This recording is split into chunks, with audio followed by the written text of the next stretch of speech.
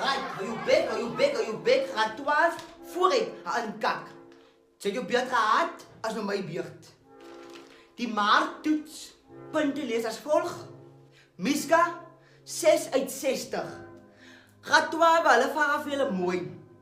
Gee die Engelse vertaling van drywe.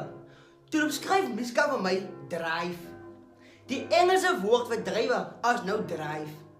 Julle eet elke dag grapes, maar die is omskryf vir my drive.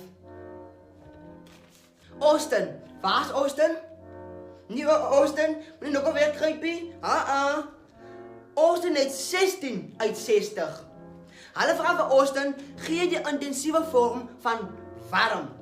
Toe skryf Austin vir my kokend warm in plaas van vuurwarm, die maklikste wat hulle ooit gevra het in hierdie vraestel. Maar Austin lag elke dag van my. Hy val ons onder die statistiek met groot ore soos 'n teerbak. Dina het 19 uit 60, maar sy hou vir haar mos 'n berry. Soos 'n berry, Dina, wie is nou die berry? Karma, baby, karma. Hoekom sê jy nie vir jou klasmaat van jou pentie met die 6 gate wat so op die draad hang nie? Maar jy wil vir jou collega in my klas. En van my collega sê elke keer. En dan kan jy jou ma gaan haal van ek as jy bang vir my, ek blaas jou ma van die dier af wat gebouw is soos 'n 2 liter kan ouros. Met diep bek soos 'n krywaar. Ek is bang vir die mantie. En jy kan met die hoof gaan haal van hy is die hoof van die skool, maar hier is ek die hoof van die klas. Ek is die underdog van die klas. Ek wil nie die gemors wees, want as ek die gemors wees, sal jy gevrek het. Alankal. Nathan het 44 uit 60.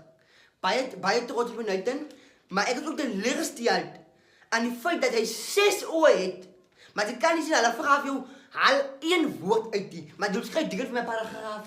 'n Paragraaf, maar hy moet 1 woord uitgehaal het. Die onnodige punte wat jy net so weggooi. Sê vir my, ek sê moet vir jou 'n mikroskoop gaan koop, want jy kan nie sien die kontaklense met die brille nie. Asseblief, jy kan nie so 'n mol hier vir gedraai hier in my klas nie. Asseblief. Graad 12, ek hoop julle maak op volgende kwartaal 2. Van dit 'n shit. Ja, 'n shit. Ek sê elke keer, vat van my vir 'n gat, en jy sal vir 'n gat gevat word. Onthou dit, onthou die woorde, tot vandag toe. Kyk jy hulle kak.